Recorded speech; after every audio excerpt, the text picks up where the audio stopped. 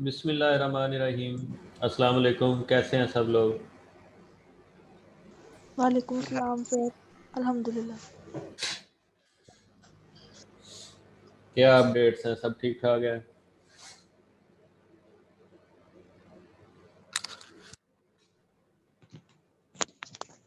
जी sir, शुक्र अल्लाह का। आप सुनाएं। हाँ आसिफ, तुम्हारी इंटर्नशिप ठीक जा रही है? बस सर, छोड़ दी थी सर। छोड़ दी है? कब छोड़ी है? खैरियत? सर ये क्लासेस फिर मैनेज नहीं होती थी तो इसलिए फिर ना छोड़ दी। तो उसको इवनिंग पे कर लेते। सर वो माइक्रो वाला जो है ना, जो लैब माइक्रो का जेनेटिक्स का, ये इवनिंग में होती नहीं है, ये सिर्फ मॉर्निंग में ही होती हैं। और अच्छा, चलो तो इसलिए बस फिर skip कर दी। ठीक हो गया। फिजा, तुम्हारी तबीयत कैसे है? फिजा की सर तबीयत काफी खराब है इसकी ना। इसकी रिपोर्ट आई थी, कोविड पॉजिटिव आया था इसका जी जी। कब परसों। अस्सलाम कैसी वालेकुम तबीयत है? सर। सर मेरा गला बहुत ज़्यादा ख़राब है। अभी बस काफ़ी ख़राब है? तबीयत बेचैन। हाँ, बहुत ज़्यादा ख़राब है। लगा जिथ्रोमाइसिन भी खा चुकी हूँ। अब ड्यूरिसफ भी ले रही हूँ, लेकिन फिर भी सर मेरा गला नहीं ठीक हो रहा। बस उसकी वजह से बहुत ज़्यादा बेचैनी सर हो रही है। और घर में बाकियों की तबीयत किस तरह है? सर सबकी तबीयत ही ऐसी है। डैडी तो ऑलमोस्ट रिकवर कर चुके हैं, लेकिन बाकी सबकी तबीयत ऐसी है। सबको कफ बहुत ज़्यादा आ रही है और बस इसी तरह ये चेस्ट इन्फेक्शन की तरह सबको सिम्टम है सर। हम्म, चलो अल्लाह ताला आसानियाँ करे। ये कुछ दिन तो ज़ाहिर है इसमें लग ही जाने हैं रिकवरी में। जी आमीन। सर। चले जी, आप सब लोग दुआ करें फ़िज़ा और इसकी फ़ैमिली के लिए कि अल्लाह ताला उनको इंशाल्लाह। जल्दी सर से इंशाल्लाह। अच्छी सेहत दे। हाँ। चलें जी, हमने आज पढ़ना है ड्राउनिंग। जो कल हमने पढ़ी थी उसका साइकिल ऑफ ड्राउनिंग क्या होता है कि सबसे पहले water enters into the respiratory passage, cough reflex होता है बदले में ताकि पानी जो पैसेज में गया है वो वापस बाहर निकले। इसके नतीजे में air will also be driven out of the lungs. मज़ीद नीड ऑफ एयर पैदा होगी, डीप इंस्पायरेशन होगी लेकिन दोबारा पानी अंदर चला जाएगा क्योंकि ऑलरेडी बंदा पानी के अंदर है। तो इस तरह से ये एक साइकिल चलता जाता है और मज़ीद डैमेजिंग होता जाता है। इसके जी मेडिकल लीगल इंपॉर्टेंस क्या है, हमने देखना है कि बंदा डूब के मरा है या मर के डूबा है। ये बड़ी इंपॉर्टेंट चीज़ है। डूब के मरना और मर के डूबना दोनों डिफरेंट चीज़ें हैं। डूब के मरना ये है कि बंदा जिंदा था जब डूबा। मर के डूबना का ये मतलब है कि पहले मरा है फिर डूबा है। ठीक है, तो इसकी केस की इन्वेस्टिगेशन पे और कल्प्रेट फाइंड करने में इन दोनों चीज़ों की बड़ा डिफरेंस है और बड़ी फाइंडिंग है। फिर हम ये देखते हैं, असर्टन करते हैं कि बॉडी कितनी की देर हो गई होगी कि पानी के अंदर है, उसकी बॉडी की जो कंडीशन है मौजूदा उसको देख के हम असर्टन करते हैं। फिर ज़्यादा इंपॉर्टेंट आगे हमने ये देखना होता है कि आया कि जब बंदा अगर डूबा ही है, ड्राउनिंग ही है, तो वेदर इट इज़ एक्सीडेंटल और सुइसाइडल और होमिसाइडल, ये देखना बड़ा इंपॉर्टेंट है। क्योंकि हो सकता है ना कि वो बंदा पे इल्ज़ाम तो ये हो कि उसने सुसाइड किया है, उसने पानी में कूद गया है, लेकिन हो सकता है उसको किसी ने धक्का दिया हो, एक्सीडेंटल भी हो सकती है। तो ये सारी चीज़ें असर्ट करना ज़रूरी है। अब है जी एक brides of the bath case, ये जिस तरह हमने पहले पीछे पढ़ा था ना, एक बंदा था बर्किंग, बर्क, उससे बर्किंग फिनोमेना निकला। ये भी एक बड़ा मशहूर केस रहा है ना यूके का।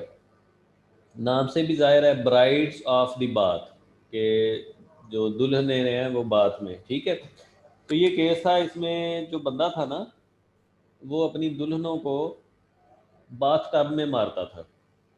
मल्टीपल अपनी वाइफ्स को उसने मारा है। सीरियल किलर था वो। बल्कि आप लोग ये विकिपीडिया पे भी इसके बारे में पढ़ सकते हैं, बड़ी इंटरेस्टिंग स्टोरी है और इसकी मूवी भी बनी हुई है ना, brides of the bath case.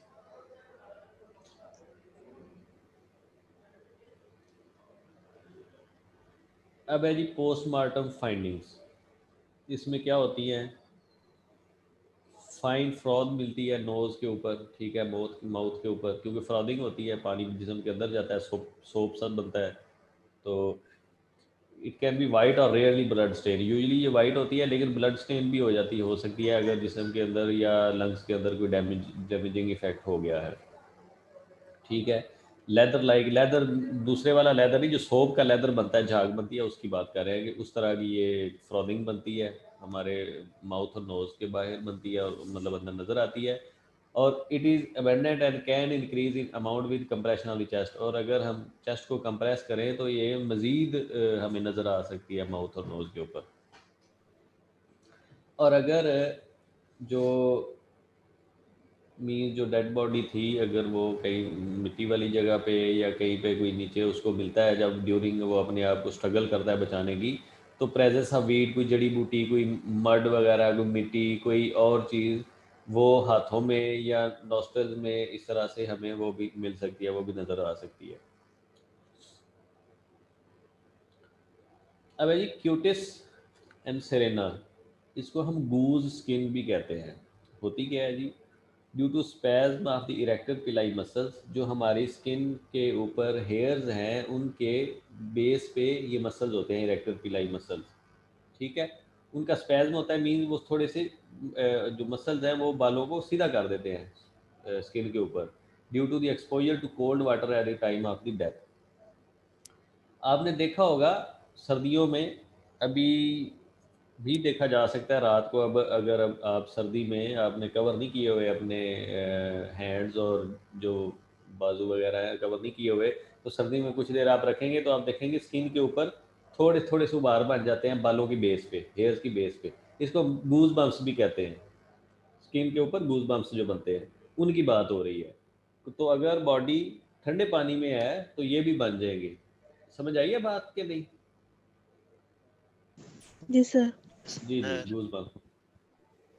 तो पाकिस्तान में क्योंकि यूजुअली जो मौसम है वो जो ज़्यादा ड्यूरेशन है वो ठंडे की नहीं है, तो इस वजह से पाकिस्तान में ये कम होता है। लेकिन जो जब बहुत ज़्यादा ठंडा मौसम हो या पानी बहुत ठंडा हो तो फिर तो डेफिनेटली होगा ही होगा। Skin appears granular and puckered with hair standing on the end, skin ना थोड़ी ग्रेनुलर सी हो जाती है, वो बाहर से बन जाते हैं ना, और जो बाल है वो बिल्कुल स्टैंडिंग पोजीशन खड़े हो जाते हैं।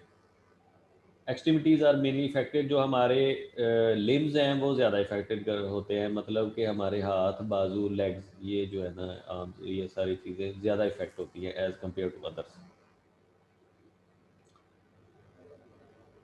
अच्छा जी, the skin of the finger, palms and later the soles of the feet may be wrinkled, bleached and sodden। अगर तो आप लोगों में से जो लेडीज़ हैं उन्होंने कभी गलती से कपड़े धोए हो, बर्तन धोए हो, तो उनको ये अंदाज़ा होगा कि जब पानी में ज़्यादा देर हाथ या पाँव रहते हैं तो वो क्या हो जाते हैं, आगे से उनकी जो स्किन है वो रिंकल हो जाती है, और ब्लीच के वो बेशक यूजुअली वाइट ना भी हो हाथ तो उस वक्त वाइट ही नज़र आते हैं, ठीक है। तो वो जो हाथों की पोजीशन है, सिचुएशन है जो पानी में ज़्यादा देर रखने से होती है, वो जाहिर है जब डेड बॉडी पानी में है तो उनकी भी उस तरह से ही हो जाती है। पानी का ऑस्मोटिक एक्शन होता है, पानी बॉडी के अंदर जाता है, बॉडी को स्वोलन करता है, स्किन को स्किन थिक हो जाती है, स्वोलन हो जाती है एपिडर्मिस, ठीक है, क्योंकि हमारे वाटर जो है अंदर चला गया है ऑस्मोटिक प्रेशर के ज़रिए, ऑस्मोटिक एक्शन के ज़रिए। और जो हमारी स्किन है वो जो उंगलियों की, पाम्स की और जो सोल की है, फीट के सोल की, वो रिंकल्ड और ब्लीच्ड हो जाएंगी, जिस तरह से पानी में ज़्यादा देर हाथ रखने से हो जाती है। इसको क्या कहते हैं, these emergent changes are also known as hands and feet of a washer women. वे ये बिल्कुल वही बात है कि जो वाशर वुमेन है, जो कोई बर्तन धो रही है या कपड़े धो रही है या जिस तरह धोबी होते हैं, तो उनके हाथ जब पानी से निकाल के देखें तो इमरजेंट चेंजेस होती हैं, ये वाली रिंकल्ड और ब्लीच स्किन होती है।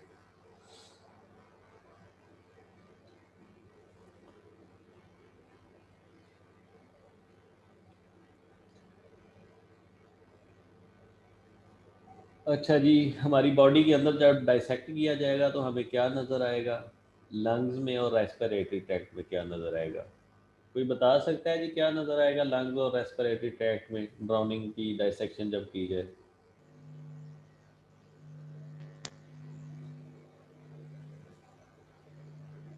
वाटर होगा, सैंड। वाटर होगा, डेफिनेटली वाटर होगा, बिल्कुल। और क्या नज़र आ सकता है? और क्या नज़र आ सकता है वाटर के अलावा? सैंड हो सकती सर। सैंड हो सर सकती है। पानी के अंदर जो चीज होगी वो नजर आएगी, वही चली जाएगी अंदर। जस्ट देखो ना कॉमन सेंस यूज़ करते हुए कि जब कोई नहर में ड्राउनिंग हुई है तो जो भी नहर में चीज़ है वो मुंह में या आगे हमें रेस्पिरेटरी ट्रैक में नज़र आ सकती है। सैंड हो सकती है, वाटर जो झाग बनी हुई मुंह में वो हो सकती है, कुछ जड़ी बूटियाँ अंदर चली गई, कोई जो बाकी अपना उसमें समुद्री हयातियात हैं, फिश वगैरह छोटी मोटी, कोई भी कोई कीड़े मकोड़े, ये सारी चीज़ें, कोई भी चीज़ जो वाटर के रेलिवेंट है वो हमें नज़र आ सकती है हमारे रेस्पिरेटरी ट्रैक्ट में या लंग्स में। और वाटर तो डेफिनेटली वो तो हमें नज़र आएगा ही आएगा। लंग्स जो हैं वाली मिनस हो जाएंगे, स्वोलन हो जाएंगे, बड़े हो जाएंगे, क्योंकि उनमें पानी चला गया, एडिमा हो जाएगा। और जब फील करेंगे उनको तो वो बड़े जिस तरह बैलून के अंदर पानी भर दिया जाए तो जिस तरह की फीलिंग है, इस तरह से लंग्स की एल्वियोलाई में जब पानी चला जाएगा तो वो डफी सी फीलिंग हो जाएगी। ठीक है जी।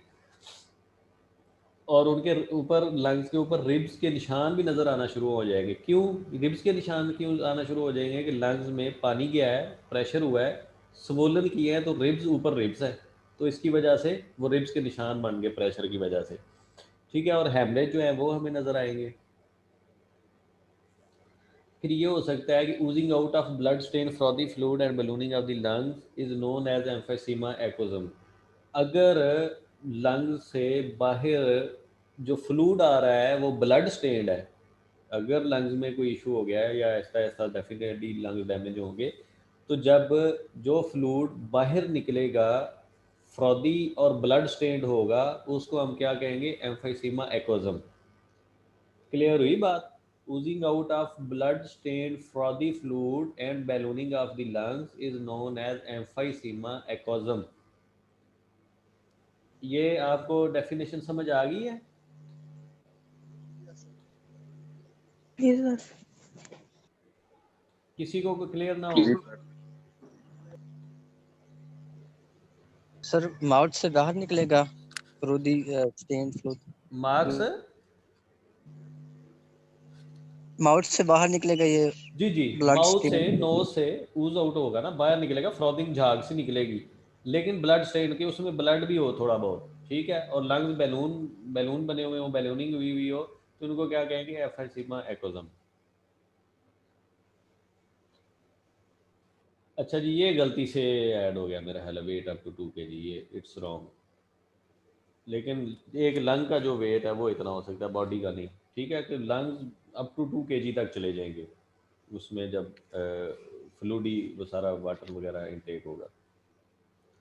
अच्छा जी, और क्या होगा? Watery fluid transudates into pleural cavities during putrefaction. फिर जो है हमारी प्लूरल कैविटी है उसमें पानी का जो फ्लूइड और प्रोटीन मिल के सारा जो एक थिक फ्लूइड बन जाएगा वो उसमें चला जाएगा, ट्रांसुडेट कर जाएगा, प्लूरल कैविटी में चला जाएगा। अच्छा, अगर बॉडी 2 मीटर गहराई में पानी में 20 मिनट के लिए रखी जाए तो लंग्स को हम कहेंगे हाइड्रोस्टैटिक लंग्स हो गए हैं। पानी में 2 मीटर गहराई 20 मिनट के लिए रखा जाए तो क्या होगा? हाइड्रोस्टैटिक लंग होंगे। उसके लिए ये डेप्थ और ये टाइम ज़रूरी है।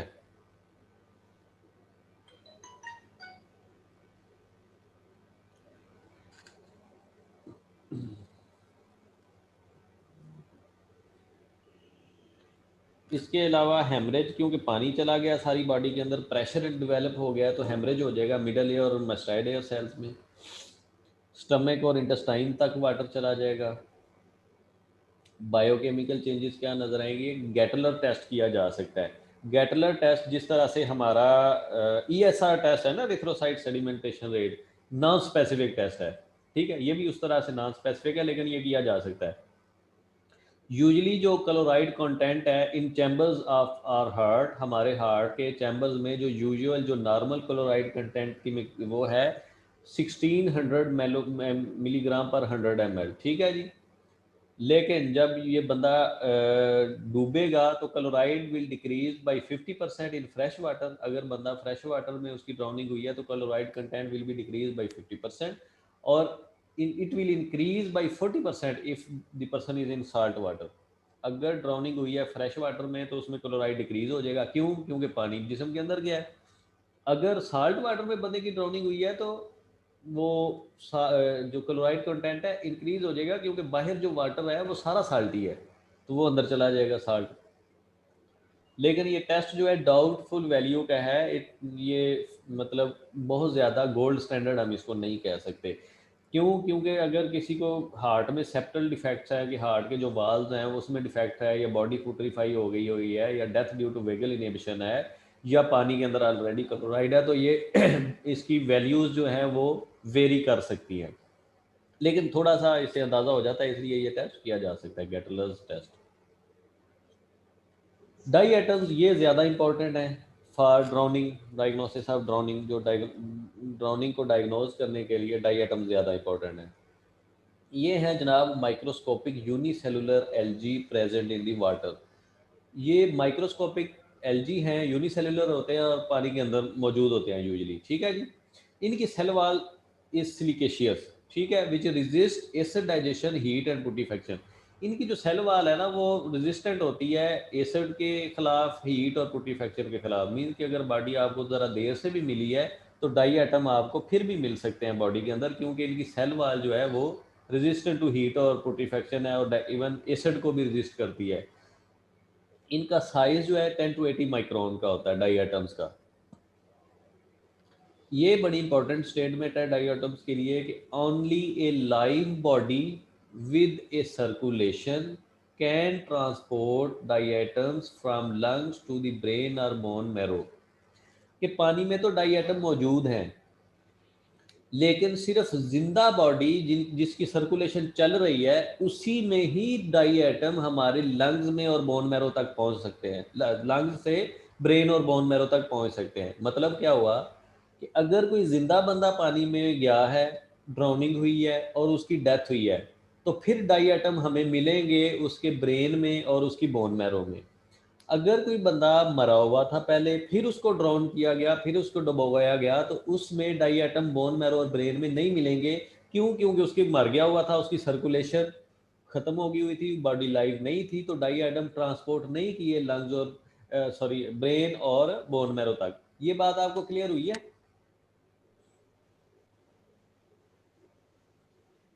Yes sir.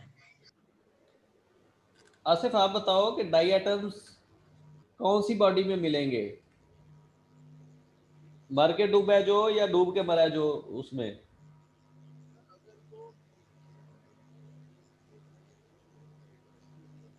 Asif, sir die live items किस में मिलेंगे? जो लाइव बॉडी अगर होगी उसके ब्रेन आपकी आवाज़ बहुत लो आ रही है, आप टेक्स्ट में लिख दो, चैट में लिख दो। नायाब आप बताओ डाई आइटम्स कौन सी वाली बॉडी में मिलेंगे?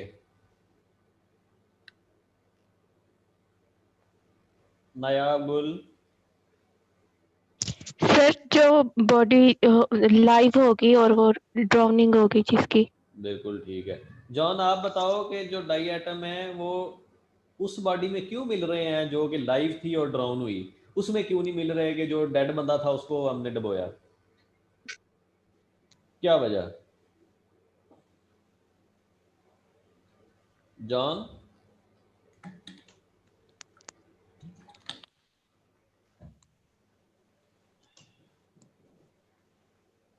अच्छा अच्छा, हेलो चलो आप सर। इधर टेक्स्ट में बता दें, कोई बात नहीं, चैट में बता दें कि डाई आइटम डेड बॉडी में क्यों नहीं मिले, मारने के बाद जो बंदा डुबोया गया उसमें क्यों नहीं थे। अच्छा जी, डाई आइटम हम आइसोलेट कैसे करते हैं? एसिड डाइजेशन की जाती है टिश्यू की। जो हमने बोन मैरो लिया, जो ब्रेन मैटर लिया, उसको उसमें हम एसिड डालेंगे, उससे डाइजेशन होगी, जो टिश्यू है, जो ऑर्गेनिक मैटर है वो डाइजेस्ट हो जाएगा। उसके बाद सेंट्रीफ्यूज किया जाएगा, फिर वॉशिंग की जाएगी, और जो रेजिड्यू रह गया है सेंट्रीफ्यूज करने के बाद, वॉशिंग करने के बाद जो नीचे बच गया है, उसको हम फेज कंट्रास्ट माइक्रोस्कोपी में एग्जामिन करेंगे। हम देखेंगे कि डाई आइटम प्रेजेंट है कि नहीं। क्यों? क्योंकि एसिड डाइजेशन के बाद हमारा टिश्यू तो डाइजेस्ट हो गया, ये डाई आइटम ही बच जाएंगे अगर मौजूद होंगे तो, ठीक है, उनको हम एग्जामिन कर लेंगे। अच्छा जी, काज ऑफ डेथ ड्राउनिंग में क्या होती है? एस्फिक्सिया। वेंट्रिकुलर फिब्रिलेशन मतलब कि हमारे हार्ट के वेंट्रिकल्स जो है वो काम करना बंद कर गए, लरेंजियल स्पैज्म हो गया, वेगल इनहिबिशन हो गई, और क्योंकि बॉडी पानी के अंदर थी उसने एक्स्ट्रा वर्क किया सांस लेने के लिए ताकि ऑक्सीजन जिस्म के अंदर आए, तो बॉडी एग्जॉस्टिव भी फील होगी। ठीक है, ये सारी है काज ऑफ डेथ। तो कोई और इंजरी भी हो सकती है जो जब उसने मतलब उसको नहर में डुबोया गया या उसने खुद सुइसाइड की, तो नहर के अंदर कोई इस तरह की चीज़ थी जिसमें इंजरी होगी, कोई फिश की वजह से, कोई शार्क ने अटैक कर दिया या अंदर कोई शार्प चीज़ थी, तो वो भी वजह हो सकती है। बहरहाल यूजली जो वजह है वो है एस्फिक्सिया, और मरने का टाइम पानी के अंदर 4 से 8 मिनट है, 4 से 8 मिनट लगते हैं फॉर डेथ। जी, ड्राउनिंग को हम डायग्नोज कैसे करेंगे? डाई एटम देखेंगे, डाई एटम है कि नहीं, फ्रॉदिंग नज़र आएगी, वीड्स वगैरह हमें नज़र आ सकती हैं, कोई सॉयल इन हैंड्स नज़र आ सकती है, जो लंग्स हैं वो मोटे हुए हुए होंगे, फूले हुए होंगे, स्वोलन होंगे, वॉल्यूमस होंगे। ठीक है, ठीक हो गया जॉन, ठीक हो गया। फिर डाई एटम्स नज़र आएंगे हमें। तो जाए हमारा यहाँ पे ऑफिशियली एंड होता है ये वाला topic. Do you have any question? You are free to ask any question.